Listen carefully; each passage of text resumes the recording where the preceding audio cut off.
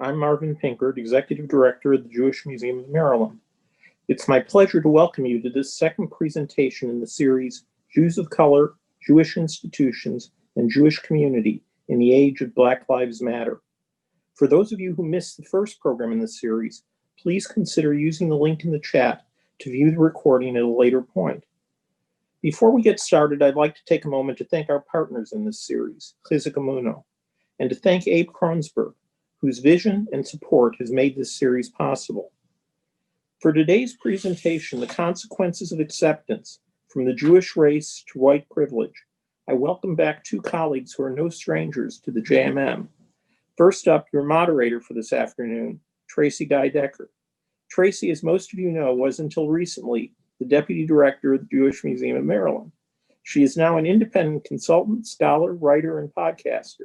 She is a co-creator and co-host with April Baskin of the podcast and video series Jews Talk Racial Justice with April and Tracy, and she is the mind behind BeMoreIncremental.com. Today, Tracy will be talking with Dr. Eric Goldstein. Eric I. Goldstein is Judith London Evans, Director of the Tam Institute for Jewish Studies at Emory University, where he is also Associate Professor of History and Jewish Studies. He is the author of an important 2006 work on today's topic. Princeton University Press published The Price of Whiteness, Jews, Race, and American Identity in that year. And much closer to home, he collaborated with Deborah Weiner in writing On Middle Ground, A History of the Jews of Baltimore, published by Johns Hopkins University Press in 2018, with support from the JMM. He is former editor of the quarterly scholarly journal, American Jewish History. Tracy, as I have so often, I put our audience in your capable hands. Thank you so much, Marvin. It's great to be here this afternoon. And thank you, Eric, for being here with us. I'm really excited to chat with you. One of the reasons that I was so excited to participate in this conversation with you is because, as I mentioned to you offline, the book that Marvin just mentioned, The Price of Whiteness, when I read it earlier this year, fundamentally changed the way that I think about race and about white-skinned Jews like me. So for me, I'm Generation X, and prior to the past several years, I had almost never had to face anti-Semitism firsthand. If I did think about my race, which being white, I often didn't need to, but if I did, I just thought of myself as white, plain and simple. But you argue that plain and simple whiteness, or more precisely, whiteness undifferentiated by ethnic or cultural origin, wasn't always so plain nor so simple for European heritage Jews in America. Can you paint us a picture of what the American understanding of race was, and how Ashkenazi Jews fit into that picture in the time before World War II? And I'm just going to note that you are still muted before you start painting that picture for us. Thank you, Tracy. First, I just want to take a second to thank you for having me, and to thank the two sponsoring organizations, Chizuk Emunah and the Jewish Museum of Maryland. As a lot of you know, I'm from the area originally, and it's always wonderful to be back speaking to a Baltimore or Maryland crowd. I would argue that throughout American Jewish history, the relationship of American Jews to categories of race has never been totally simple. There were some periods in which it was more problematic or less problematic, and that's in two ways, both in terms of the way the larger society saw Jews, but also in terms of Jewish identity, how Jews felt about fitting into the categories of race in America. And central to understanding this is the notion that's become more prevalent among scholars in the last several decades is of race as a social construction. In other words, I think in our daily lives, we're used to talking about race as a matter of fact category, a matter of what someone's skin color is, and we take these categories for granted. But scholars over the last few decades have really, both in history, but also in the sciences and other disciplines, have really, taken apart the category of race. And I think the prevailing view today is that race is not eternal category, not a kind of matter of fact category, but it's what we call a social construction. In other words, it's a category that makes sense and means something in certain social and historical and cultural settings, and it might mean something different or not mean anything at all in another setting. And Jewish immigrants to the United States are an excellent illustration of this. I think it makes it easy for people to understand if you were to talk about Russian Jewish immigrants who came to the United States in the late 19th or early 20th century, or German Jewish immigrants who came to the US in the middle of the 19th century, that it makes sense, to us that they probably didn't think of themselves as white in their countries of origin, because that simply wasn't a relevant category in those societies. And so you can understand that when they came to the US, that was a way of defining people that they had to adjust to, and it was part of American culture. And only over time did they come to kind of think about the world as divided into the categories of black and white in the way that other Americans did. And by the same token, particularly in the late 19th and early 20th century, when a very large wave of immigrants from Southern and Eastern Europe came to the US, not only East European Jews, but also Southern Italians, Slavic immigrants from Eastern Europe. They tended to be significantly different in their culture and their religion than a lot of those who were in the US already. And also because it was a time where American society, for a whole host of economic and social reasons, were very concerned about definitions of race. It was a time after the Civil War when African Americans had been slaves had been emancipated, and it was the time when many parts of the United States were drawing the color line in terms of instituting Jim Crow. So it was a time already when American society was beginning to police racial boundaries, and then these millions of immigrants come to the United States. And so it wasn't always clear, exactly where they fit in this system. And I want to make clear that most of those immigrants were considered kind of ambiguous. In other words, if you take the story of Jews, I think many people misunderstand when we say that Jewish immigrants weren't necessarily accorded the status of white when they arrived. It doesn't mean they were necessarily viewed as non-white or like African Americans or people of color. It's just that they presented a set of cultural, physical, social characteristics that didn't quite fit into the categories that American society was used to. And so there was a lot of speculation about, are they like the dominant society? How easily will they fit into the dominant society? And those questions were often put in the language of race. So sometimes they were considered something less than fully white, or maybe there was a time period that was thought to have to pass, of acculturation and adjustment before they would kind of fully become a part of white society. And to make it more complicated, the word race could be used in many different ways in this period.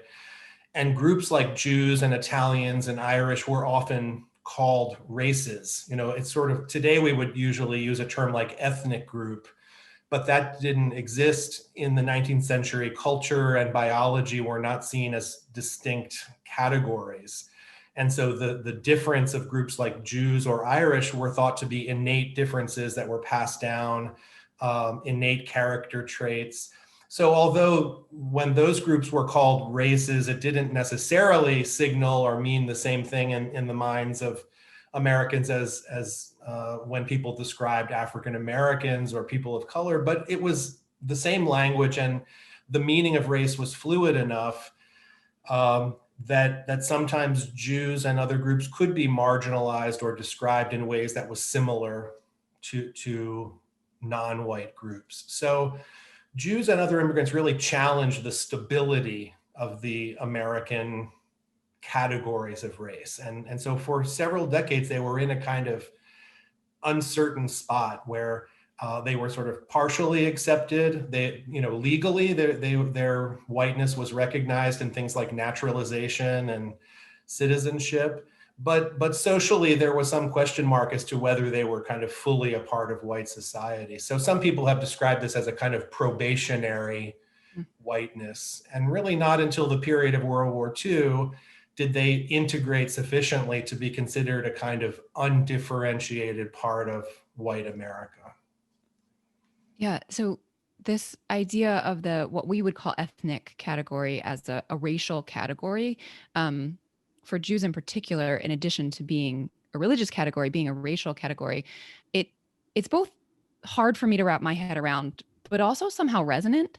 In your book, in The Price of Whiteness, you hold up the example of Disraeli, Benjamin Disraeli, who was an Anglican prime minister. He followed the Anglican faith of Great Britain, but he'd been born Jewish. And you say, I'm going to quote from your book, you say that he became, quote, became a favorite hero of American Jews who saw in him an exemplar of Jewish racial traits. So that idea of a racial understanding of Jewishness, infamously used by the Nazis, and I think that's why I had such dissonance as I was reading your book. But can you tell us more about how that idea showed up for Jews and non-Jews, that sort of racialized characterization, and the idea of a DNA that could be passed on regardless of one's religious observance? Right. Well, DNA wasn't specifically an idea at this time, Right. but and we do tend to think of the Nazis today in terms of whenever anyone would ever say that Jews are a race. But the truth is that during the 19th and first part of the 20th century, Jews were widely described as a race, and it didn't always or necessarily have a negative connotation. It was simply the fact that many groups that we would today consider more kind of cultural groups, as I said, biology and culture were not neatly distinguished categories at that time.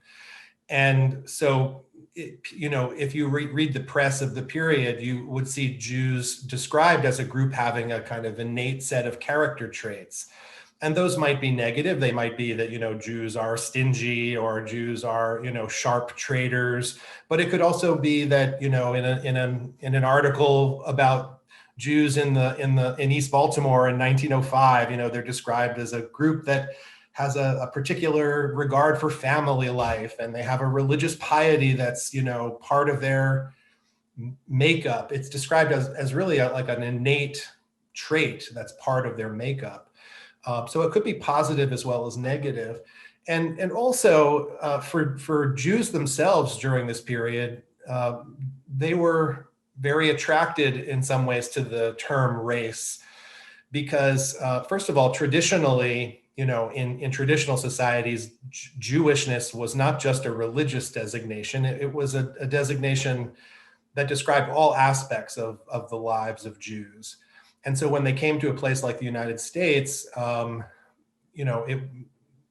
expectation was sometimes that the society, pushed them toward just defining themselves as a religious group, because that was a good way of fitting into the larger society. But Jews continued to feel themselves to be something much more than just a religious group.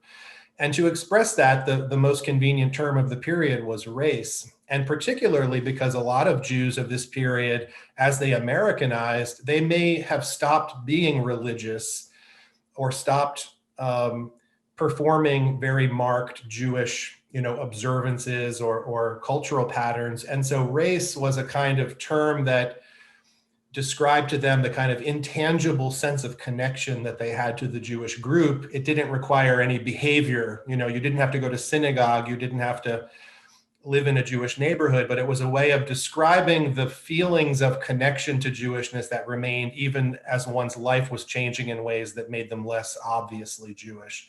So for Jews of this period, it was a kind of go-to term to describe kind of the all-encompassing way in which, Jewishness made a claim on them. But especially after the end of the 19th century, many American Jews started realizing that it could also be dangerous. It was in this period of anti-immigrant sentiment, and as I said, a kind of closer policing of the category of the color line. many Jews grew aware that being members of a race could also suggest that they were somehow not part of white America. And it could prevent them from being accepted in the dominant society. So especially after the turn of the century, you see constant debates in the Jewish community about, what are the Jews a race? Are they not a race? Maybe attempts to come up with other terms to describe what it meant to be Jewish. But what I noticed is they could never really resolve it, because on the one hand, the pressure of American society to, sort of their perceived ability that they could be accepted as part of the white community pushed them to kind of want to downplay that difference.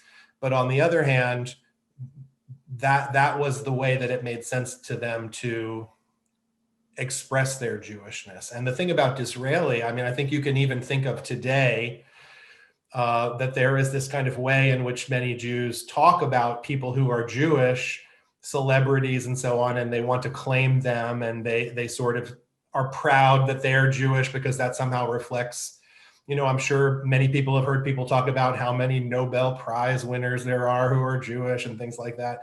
And, when you think about it, that's a kind of racial logic, right? That what you're saying is that those people are the way they are just because of their descent as Jews. And so I think that those feelings still exist today in a way. People are attracted to thinking of Jews as this kind of community that has shared ancestry and a shared, some kind of shared, character. But we don't use the word race anymore because it became taboo after the Nazi period. Right. No, I definitely, I agree with you. You still see it today that we want it both ways. We want to define Jews as people who do Jewish, but also people who have familial connections. So if you convert away or if you convert in either direction, we want to count you, which is interesting. I think that really the fact that the United States has defined difference and race in such dichotomous terms that you were either black or white, it really limited the choices for Jews in terms of how different they could be in American society. And so even though they perhaps didn't want to give up terms that allowed them to express their difference, it was very hard for them to find the right language because whiteness made such, demands on them that if they didn't want to be ostracized, if they wanted to fit in and be accepted, they really had to conform to the kind of expectations of the larger society in terms of the words they would use to describe themselves. And race became an obstacle to that. Yeah. That false binary that Jews got kind of caught in. Now, you and I both actually have alluded to the fact that World War II was a turning point in the way that European Jews were accepted and thought of themselves and were thought of by other Americans. Can you talk a little bit more about how that shift happened in that time period? And, we've mentioned the Nazis and the fact that they had these racial dogmas, these very, these ideas that we associate with the most extreme forms of racial supremacism, the Aryans and the Semites. But truthfully, those ideas existed earlier, and Jews did, for example, in the 30s, when the Nazis were coming on the scene, Jews did not necessarily shy away from calling, in fact, some Jews like Rabbi Stephen Wise, for example, a Reform rabbi and a Zionist leader, he made a statement in the 30s sort of responding to Hitler saying, I'm Hitler's right, we're a race, except we're, and he was lauding the positive qualities, because in that period, it was almost impossible to deny, that label. It was so prevalent. So I don't think it was the Nazi use of race alone that caused Jews to stop using that term. It was really that 1945 was a huge turning point in terms of integration and acceptance of Jews. The war was a watershed in terms of Jewish integration. The whole interwar period was a period that I often refer to in my teaching as acculturation without integration. It was a time when Jews were becoming fully Americanized in their culture, but there was a very high level of anti-Semitism, and it was fueled by all kinds of social anxieties and economic problems and political tensions in the US, for which Jews became a kind of scapegoat. It was a milder form of the anti-Semitism that existed in other parts of the world during the Great Depression and during the massive cultural changes of the 1920s. World War II really changed that, both in terms of offering Jews opportunities for integration, first in the military, and then later, because there was this transformation of American society. There was an economic boom. A lot of the problems of the interwar years, I won't say vanished, but the country was transformed in ways that a lot of the anxieties and tensions that created an environment for anti-Semitism diminished. Mm-hmm. And there was a precipitous decline of anti-Semitism. And so what you see in the late 40s and 50s is Jews moving to suburban communities, entering higher education in greater numbers, entering professions that they were previously restricted from, and experiencing now a true social integration, which means they were not just American in their culture, but they were accepted in key institutions, neighborhoods, universities, clubs, politics. And so that is why the self-description as a race no longer resonated. In other words, even though they were experiencing acceptance, now that they were integrating, there was even kind of greater pressure on them, in order to take advantage of all these opportunities to really present themselves in ways that would facilitate their full acceptance in American society. So in this period particularly, you see Jews really highlighting their role as a religious group. It's a time of Mm-hmm. building synagogues as kind of the key institutions of American Jewish life, taking advantage of this idea of tri-faith America, where Protestants, Catholics, and Jews were all valued as authentic American religious traditions. But ethnicity and ethnic difference was not so prized. That was seen as an obstacle to full participation in American life. So Jews stop using the racial terminology, and others stop Applying it to them as well. describing them. And it's part of this kind of, integration, both Jews wanting to pursue those opportunities for integration, and the larger white society in some ways wanting to integrate them, wanting to, maybe if you view it in a somewhat cynical way, co-opt them, in other words, they were also strengthening the stability of white society. The black-white divide remains very important during that time, but the kind of ambiguousness of all these immigrant groups becomes less so after the war. So Yeah, I think in a way, the Nazi period, it certainly helped seal the taboo of using racial language, but it wouldn't have happened without that kind of social and economic transformation that allowed Jews to integrate into the white mainstream. Yeah, it strikes me as you're talking that the suburbanization and the GIs returning, all of those things are things that are notoriously not available then to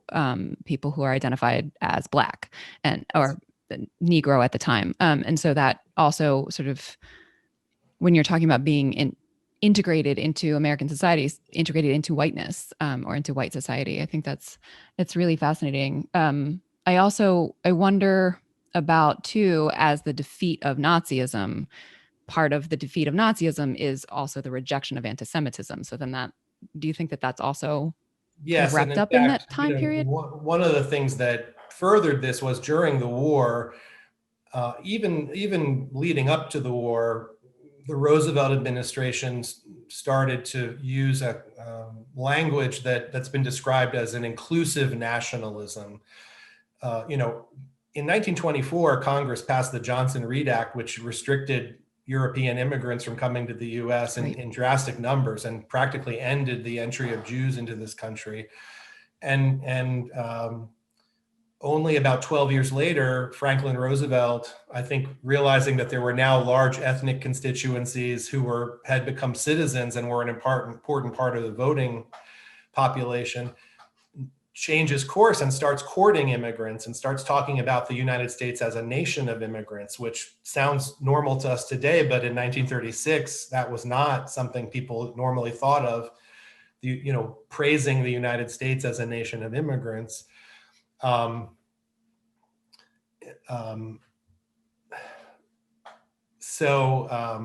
Sorry, remind me where we were headed. It's okay. I was asking about the rejection of anti-Semitism as sort of part of the defeat of Nazism. Yes. So in the war, it becomes even more important because one of the things the Nazis try to do is, through their propaganda, is to sow division in American society by exploiting ethnic and racial hatreds. And the U.S. really, as part of the war effort, the U.S. really picks up on this and telegraphs the message of, Americans all, and as a way of unifying the population for the war effort. There were posters, put out by the government of like an assembly line of people building a tank for the defense effort, and it shows the workers, and it says, Kelly, Cohen, Grudzinski, making the point that like all these people of these different ethnic groups are contributing to the war effort. And while there was some minimal, sort of lip service paid to African Americans, also in general, these kind of integrationist messages were mainly aimed at European ethnic groups. And for example, Black troops continued to be segregated in the army.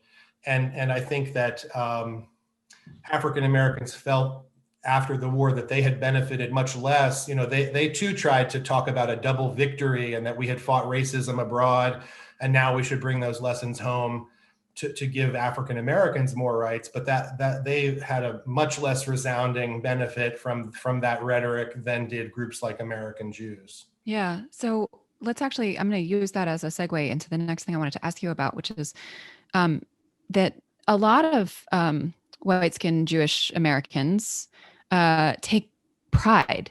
We take great pride in the idea that Jews have consistently been allies and advocates in the struggle for Black civil rights. And you hypothesize in your book that the consistency of that allyship was actually a little conditional based on where the Jews were vis-a-vis whiteness and acceptance.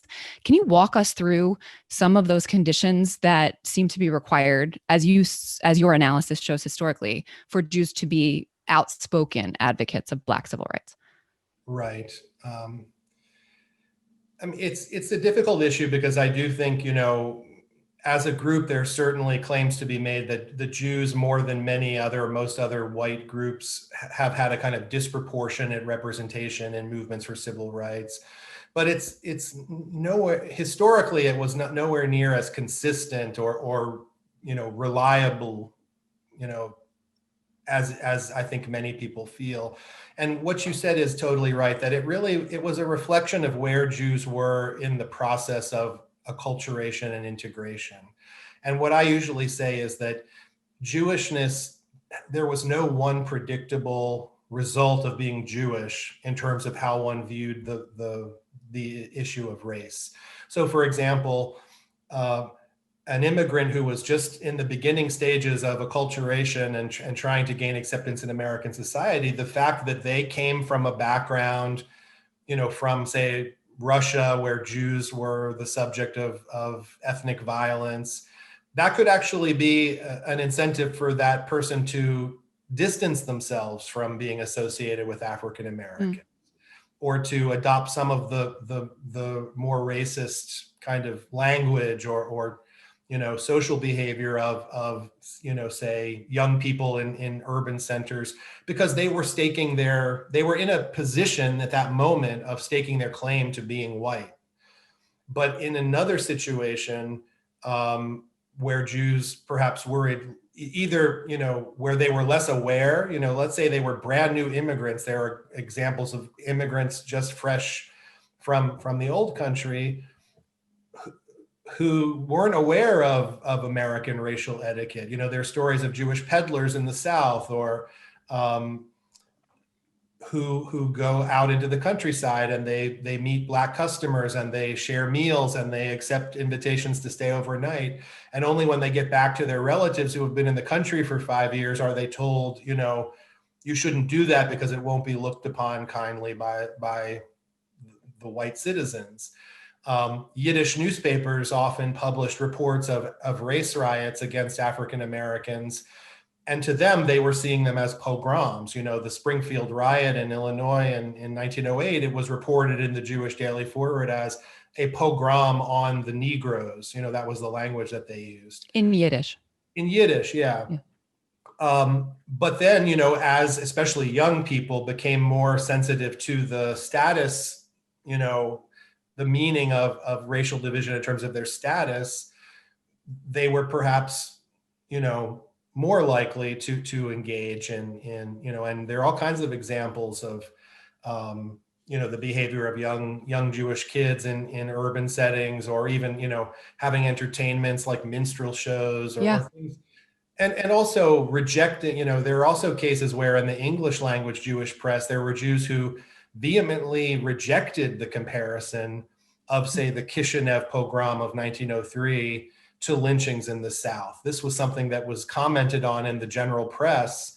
And there were Jews who spoke out and said, no, it's totally different. You can't compare what's happening to Blacks in the South to what's happening with Jews in Russia. Jews in Russia are, they portrayed that as a totally irrational, persecution of Jews because of religious hatred. And they presented lynching of Blacks in the South as somehow, bad, but somehow more rational, reasonable, or,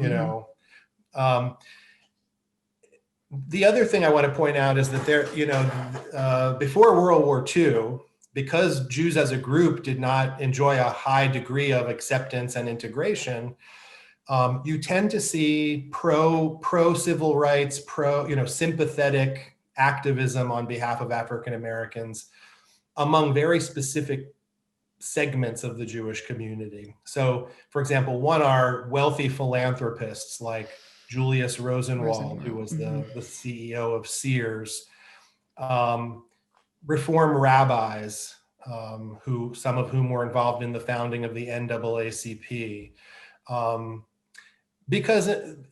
And these groups are usually groups that worried less about acceptance, because like Julius Rosenwald was a millionaire, he had already made it in American society, and he didn't feel as much angst about, his association with African Americans. So that part of the Jewish past, that ability to kind of see the similarities more easily came out. Whereas with someone in a very different position trying to prove their belonging in white society, it was more that their Jewishness was a disincentive. They were ashamed of their marginalization, and they wanted to show that they were, something different. Other group, just to quickly mention, you could see differences between men and women, because women were often less in the public sphere and perhaps felt less pressure from non-Jews in terms of acculturation.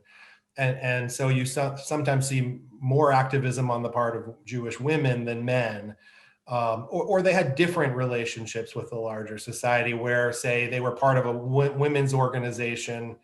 Like in the South, in Atlanta, there were several Jewish women who were anti-lynching activists, and they were part of women's organizations where this activism was an acceptable expression of middle-class women's social activism, whereas men in the business or political sphere, that was not a kind of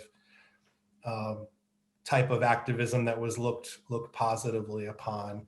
And of course, radical Jews who were Jewish socialists or communists, by definition, they rejected the mores of the larger society, and they often adopted a kind of racial liberalism as part of their social critique. Mm-hmm. And of course, as I said, Jews who were totally unacculturated, living so separately that they weren't even aware. But after World War II, I think two things happen. One is Jews as a community become more integrated, as we've discussed. And that does two things. Because they're kind of now generally accepted as white, it opens up more room. And I feel that as a group, Jews gravitate a little more consistently to supporting a kind of racial liberalism. This is not to say that all Jews were civil rights activists. I think most of us know that just from our anecdotal experience. But they tended to support liberal policies, especially in the post-war decades, because those policies also facilitated Jewish integration, and they also facilitated, civil rights and things for African Americans. And also, one thing that happens among acculturating Jews who no longer fear for their own kind of racial status is that African American causes become a kind of proxy for the expression of difference. In other words, Jews, as they become more and more a part of white society, sometimes don't feel as comfortable expressing their own difference or talking about Jewish distinctiveness. And so fighting for African American rights is a kind of way in which they can satisfy some kind of perspective that seems to emanate from their background as Jews, but to do it in a way that doesn't call attention to their own difference in American society. That's one theory about why Jews are attracted to that activity, particularly once they're becoming more integrated into American society. It's really fascinating. Sorry, background noise. I just want to highlight one thing that you said, and then I want to move on to the next question, and that is talking about the difference between the Yiddish press and the English language press. Where in the Yiddish press, since there was no worry about white Americans reading it, right? You could be the Jews writing there could be more critical of the black-white racialized tension versus the English language Jewish press, that at least the one that you just mentioned, was like, no, the pogroms and the lynchings are different. These are don't put us in the same bucket, which I just find really telling. And I'd like to actually pivot us from looking backward to looking to today and forward, and sort of ask you about the long-term effects of this pursuit of whiteness or acceptance of whiteness, or this ongoing integration and acculturation are the words that you've used on Jewish communities that are in fact not wholly white. So what is the effect of this kind of negotiation that you have traced so compellingly on our contemporary Jewish communities, which are in fact multiracial and multi-ethnic? Where do Jews of color fit in, and how do you help us understand that? Yes, I think it's a very important issue, and I think one that has implications for the Jewish community as a whole, especially in these times of thinking about racial justice. Let me kind of frame that in a larger statement, which is that I think, especially in today's context, the continuing entanglement of Jewishness and whiteness is bad for the Jews. In other words, I think that there are multiple ways in which Jews fought so hard to integrate and be accepted in America, which was a white-dominated country. But in the long run, looking at it now at the other end of the historical timeline, it's obvious that there are many ways in which this has not been a uniformly positive thing for Jews. Of course, it contributed to their privilege, to their material advancement, to their integration into American society, their entry into all sorts of institutions. But this is why I called the talk "The Consequences of Acceptance," because there have also been negative consequences. It's the same as the idea of the price of whiteness. And one is that it's become very hard for Jews to assert themselves as a group that's distinctive and different in a society where, the lines are black and white, where you're expected to either be white or, the groups that we tend to think of as different today are different, peoples of color. And so I think as long as America remains a society that's primarily divided into categories of color, it will be very hard for Jews to maintain a sense as a distinctive community and to express their difference in a way that's kind of validated by the larger society. The other thing is, I think we've seen in the recent anti-Semitic events that anti-Semitism in America is tied in with white nationalism. In other words, that some of you may know the very interesting article by Eric Ward, which is you can find online. It's called Skin in the Game. This is a commentator who, after the events, around the time of the events of Charlottesville, argued that anti-Semitism is actually a key piece of the larger white nationalist worldview, and that white nationalists have struggled, during and since the civil rights movement to kind of figure out why their ideas about white superiority haven't kept African Americans from becoming, taking on more leading roles in society and overcoming, oppression. And one of the ways they explain that is by turning to anti-Semitism and saying that Jews are this kind of unstable element in white society and that they have aided African Americans. And, if you look at the Pittsburgh shooting, you see how the shooter cited the fact that Jews were responsible for helping, immigrants, Latinx immigrants come across the border, So there's a way in which you can see that this focus in American culture on whiteness, and it also foments anti-Semitism, that anti-Semitism grows out of this larger kind of preoccupation with the color line.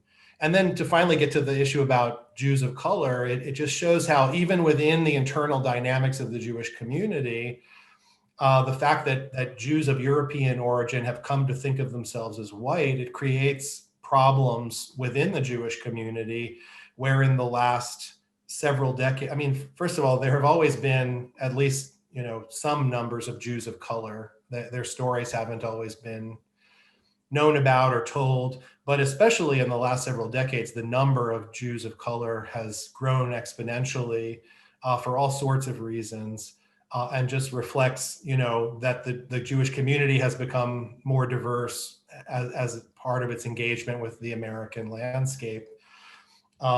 And this now is increasingly creating problems of white privilege and so on within the Jewish community. Right. And my sense is that I think that there's a very special role to be played by Jews of color as they become more important voices and voices of leadership within the Jewish community, to help in the larger process of disentangling whiteness and Jewishness. In other words, that as the Jewish community becomes more diverse, it's an opportunity to think about what it means to be Jewish apart from being white. And that in turn can help solve some of these other dilemmas that I've pointed to.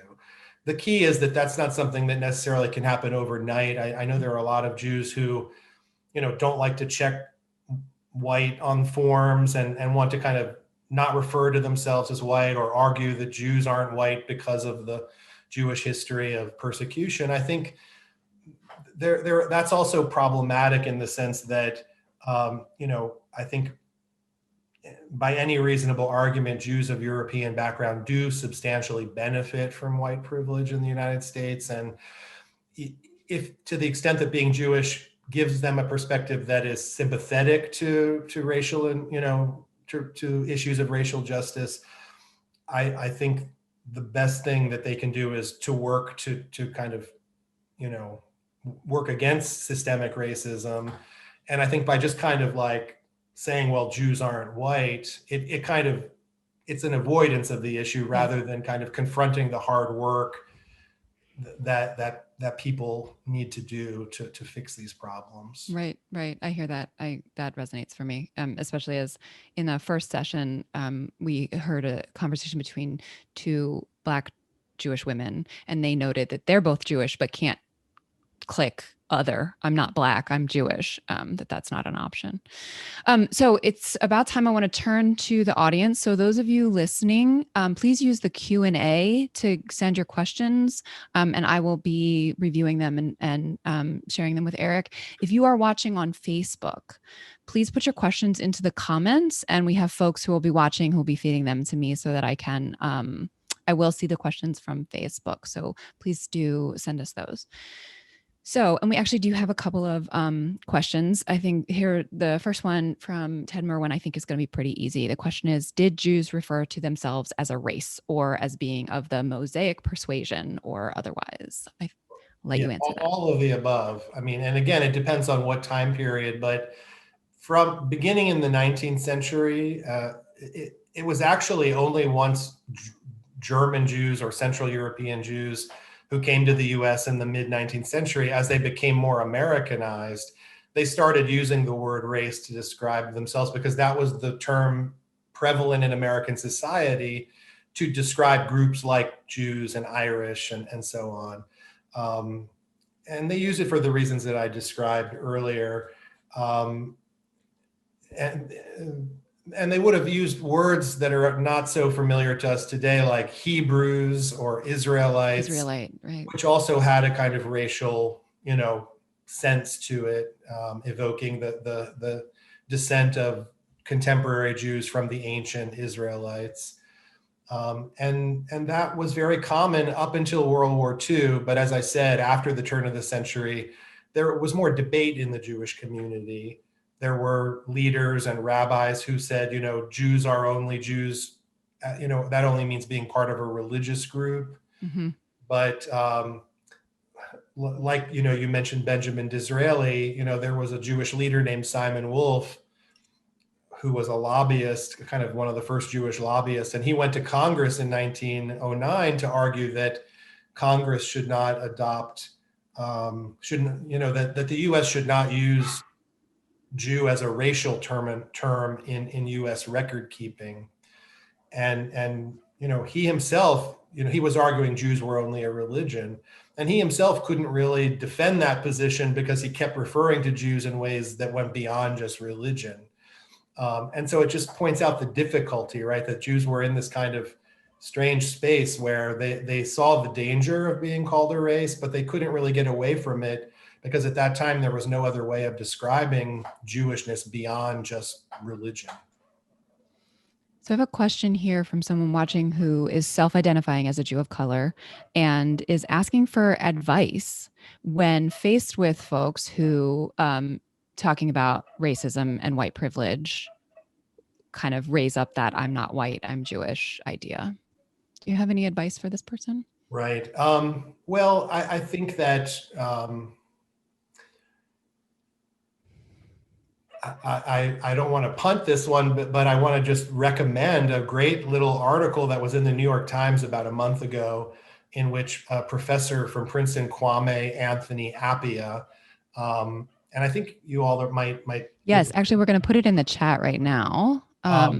He fielded a question in a column that he writes for the New York Times from a kind of anonymous white Jewish person who said, I realize that I don't suffer from anti-Semitism, or at least nearly as much as people of color suffer from racism. But I just don't like identifying myself as white when I have to check a box or just when I refer to myself. And he described it as kind of a moral, aversion, and that he didn't want to identify with the history of white racism. And he was kind of asking for advice. And what Professor Appiah said is that, being white is not just how you feel, but it's also how you're seen by society and the privileges and advantages that you're given by society. And he was encouraging this person to kind of, recognize that. And sort of what I was saying before, that by kind of just separating yourself, you're sort of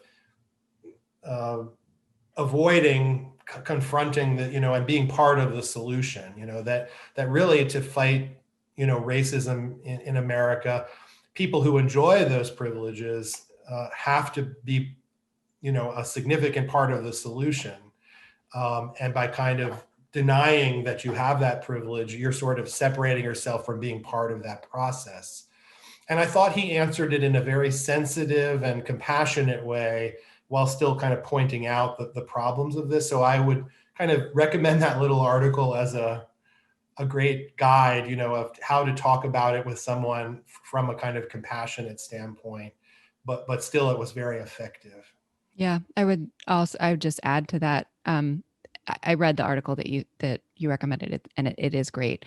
And I would just add to the person who asked the question, this is maybe easier for someone who looks like me to say it, but there's a bit of a privilege even to say, I choose not to identify as white, because folks who are obviously Black don't have the choice to decide what their race is. That's the way that race works as a social construct in this country now.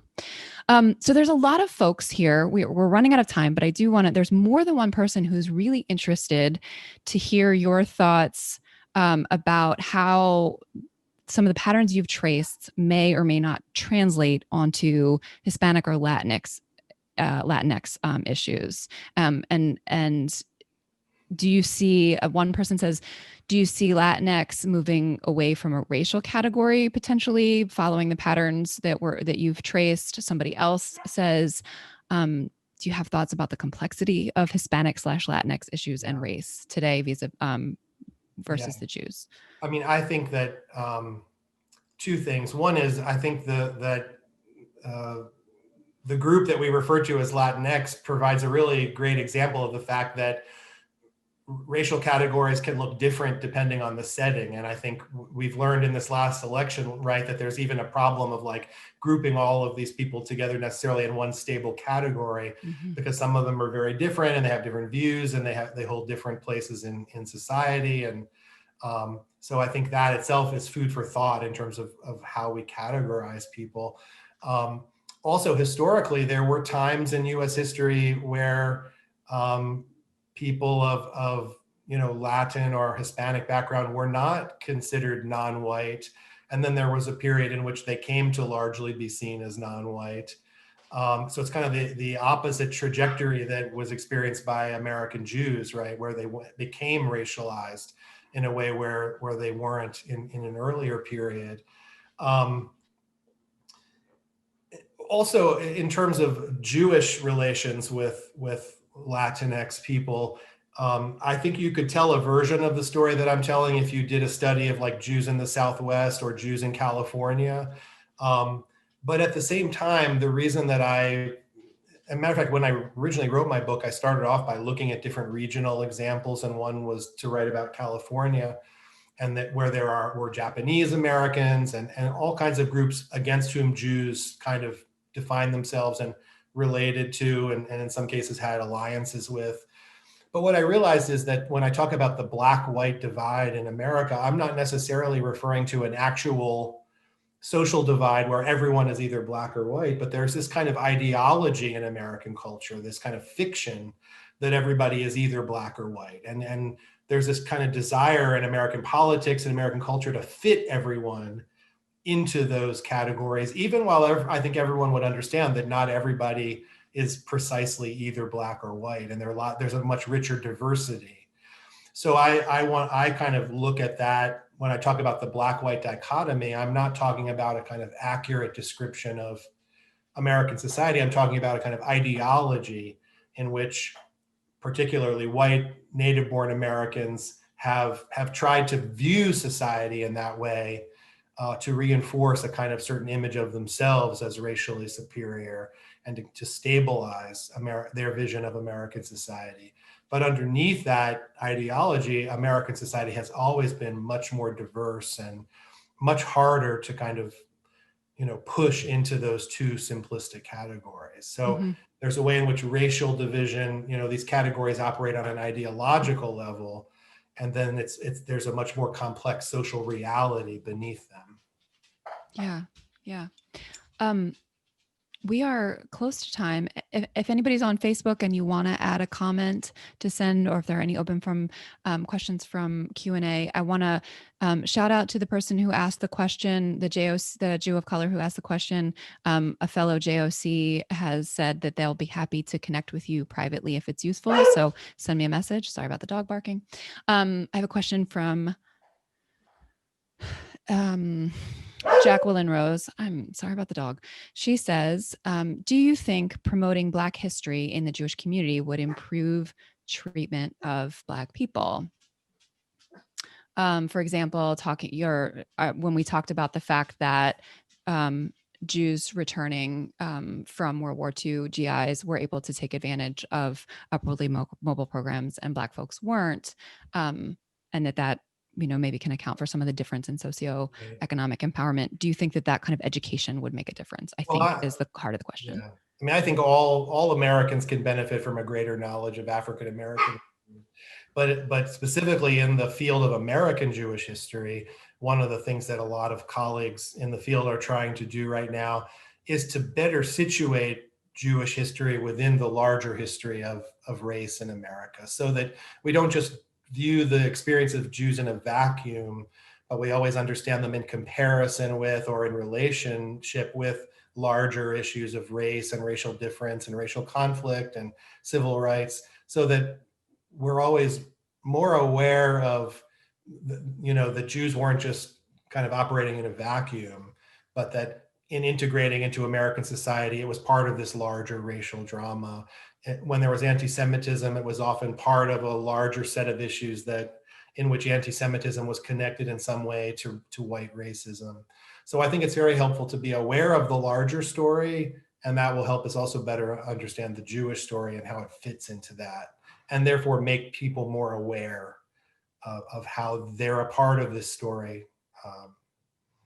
Yeah, I think what comes up for me as I'm listening to your answer is that perhaps that kind of education would help that person who says, I'm not white, I'm Jewish, because they can help understand how that white privilege was bestowed over the decades. So we're really close to time. I have a comment here that's actually not a question, so I'll just share. And it's a way that in which, to your point about complexity and bigger than the Black-white divide, Father Michael Bishop writes, Greeks and Arabs often say that they are not white. When a white priest was ordained in the Antiochian church, the bishop said that they are now integrated. And also, I have a friend who is an Orthodox Christian born in Kiev, Ukraine, and when asked what is their race or nationality, she says that she's Jewish. So I'm just sharing that comment from Father Bishop.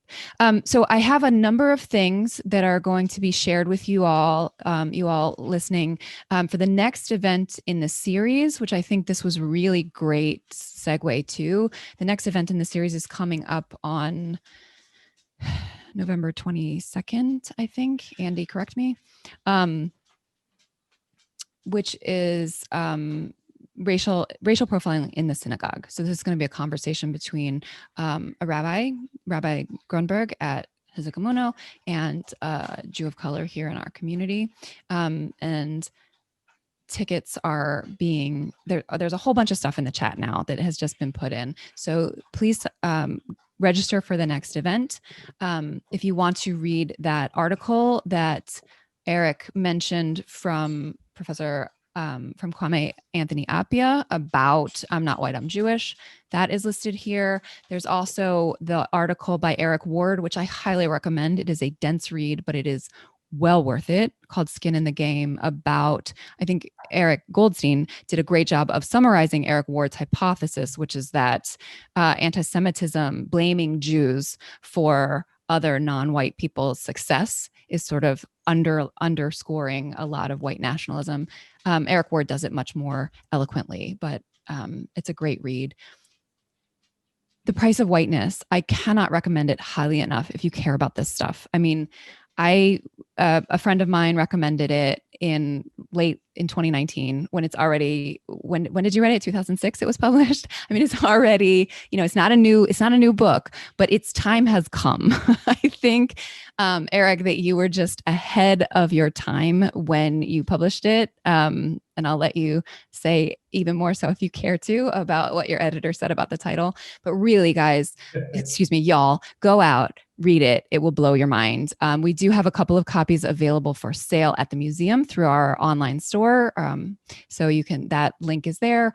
Also, the book that Eric wrote with Deb Weiner, On Middle Ground, which is about specifically the Jews of Baltimore, also has a very nuanced and careful analysis of race here in our region, which is worth the time. Also available online through the museum. You can see links to my work, my podcast, and my blog are being put in the chat. And one upcoming event on November 14th, which is not with the museum, but is through Hizuk Emuno. It's called Jewish Institutions. Here's what Jewish people of color need you to know. This is a program with DC Playback Theater, which I think will be really powerful and interesting. And it is free, but it is limited. So please go and register for that. And, sorry. Thank you for correcting me, Andy. It's not just Hizuk. It's Hizuk Emuno, and like 10 other congregations are co-sponsors. This is a group effort to bring, of many congregations and Jewish organizations, to bring this program to the Baltimore area. And Eric, can you share with us the little anecdote that you told me about what your editor told you about the title? Yeah, just that, I'm so thrilled that my book is receiving so much attention now, because it seems to resonate with what's going on today. And I reflected back on the fact that when I first wanted to call it The Price of Whiteness, the whole concept of whiteness as a category was new. And my editor kind of tried to encourage me not to use that word, because she said in 5 years, nobody will be talking about that. And you sure showed her. Yeah, it was a fad, in 2006, but thankfully, people are talking about it. So I'm very grateful. I think it is an essential conversation, and I'm so grateful to you, Eric, that we have your analysis to help us in this conversation. Y'all listening, thank you for making the time on this Sunday afternoon. I think that this is, sorry for my cat entering. Whoever had that on the bingo card, you win. So this conversation is essential and ongoing, and we are not going to finish it. So figure out what your next thing is, what your next read or your next listen, and make a commitment tonight to do it. Thank you so much. I'll stick around for a little while in case anybody wants to throw another question in the chat, but we are wrapped up. Eric, thank you so much. Thank you.